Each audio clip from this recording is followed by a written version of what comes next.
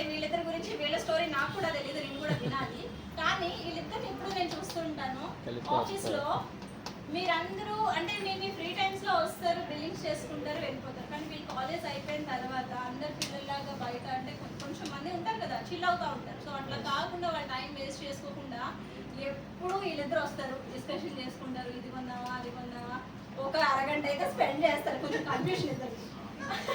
Spend చేసినా కూడా అల్టిమేట్గా బిజినెస్ చేసుకునే ఇంటికి వెళ్తారు. పట్టుదల ఎంతైతే ఉందో ఎదగాలన్న పట్టుదల కూడా అంతే ఉంది. సో ఇలాంటి వాళ్ళు ఫ్యూచర్లో చాలా బాగా సక్సెస్ అవుతారు. ఒక ఫ్యామిలీకి ఒక మంచి లీడ్గా వీళ్ళైతే 100% ఉంటారన్నది నా స్ట్రాంగ్ ఫీలింగ్.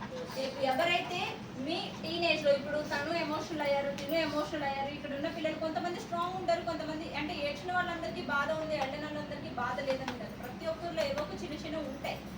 మీ ఫ్యామిలీ సిచ్యువేషన్స్ని బట్టి మీరు ఈ వెస్టీస్లోకి రావడం అనేది అయితే జరుగుతుంది. కానీ వచ్చిన ప్రతి ఒక్కరికి కావాల్సింది ఒక్కటే మనీ, అవునా కదా? సో ఫైనాన్షియల్ ఫ్రీడమ్ వచ్చినప్పుడు 100% మీరు సక్సెస్ అయ్యి ముందుకు వెళ్ళగలుగుతారు. కాబట్టి ఆ ఫ్రీడమ్ని అందరికీ చేసుకోవాలి అనే తప్పన ఉంది, కానీ దానికి డెడ్ లైన్ పెట్టుకున్నప్పుడే సాధ్యపడుతుంది, అవునా కదా?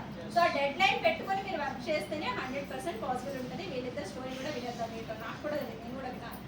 చెప్పండి, మీరు ఎందుకు వెస్టే స్టార్ట్ చేశారు? ఇన్స్పిరేషన్ ఎవరు, ఎక్కడి నుంచి వచ్చింది?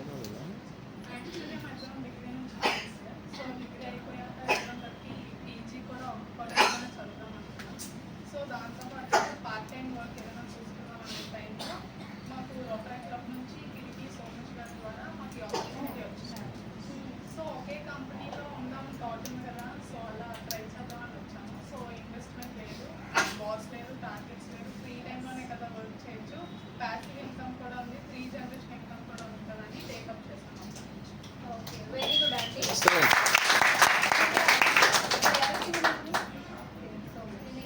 అంటే ఫస్ట్ స్టార్ట్అప్ మేడం ఏం చేసింది, ఎక్కడెక్కడ ఎదగలేదు, ముందు పక్క బెంచ్లోనే ఎదిగింది, అవునా కదా?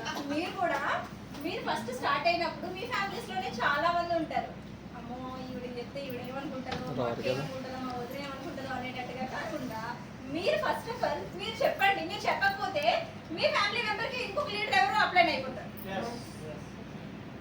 అర్థమైందా?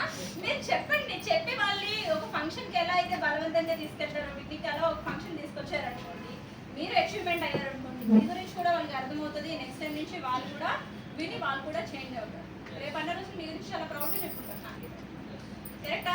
లేడీస్ మీ ఫ్యామిలీలోనే ఉంటారు కాబట్టి ముందు ఇంట్లో ఫిల్టర్ చేయండి.